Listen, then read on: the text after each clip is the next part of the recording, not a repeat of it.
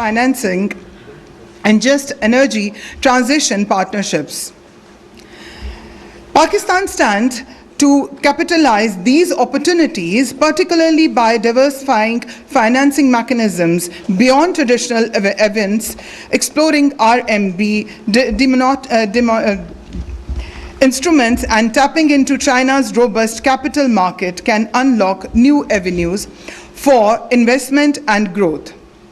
Furthermore, Pakistan has the potential to emerge as a key player in the global supply chain for green metals essentials for emerging technologies, thereby securing a sustainable economic future. Critical to this transition is the modernization of Pakistan electricity grids, an essential step towards integrating renewable energy sources effectively. Public-private partnerships and innovative financing models will play a pivotal role in this modernization effort, ensuring reliability and efficiency in the energy sector.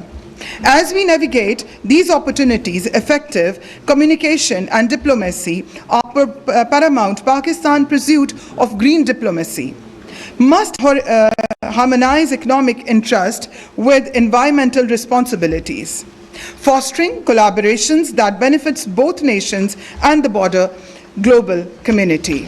Ladies and gentlemen, I would like to commend the Sustainable Development Policy Institute, SDPI, for its proactive role in shaping the reforms agenda for CPEC 2. This agenda outlines crucial reforms prioritized, such as clean energy transitions, financing mechanism for the low-carbon development, and enhancing Pakistan's energy access through collaborative efforts with China. As Pakistan and China move ahead, the imperative lies in translating challenges into opportunities, steering CPEC towards economic prosperity and environmental sustainability. Only through concerned actions and concrete actions and strategic foresight can the promise to CPEC be fully released. Let us seize this moment to turn challenges into opportunities, ensuring a future that is prosperous, green, and mutually beneficial. Thank you very much. Pakistan, China, Dosti, Zindabad.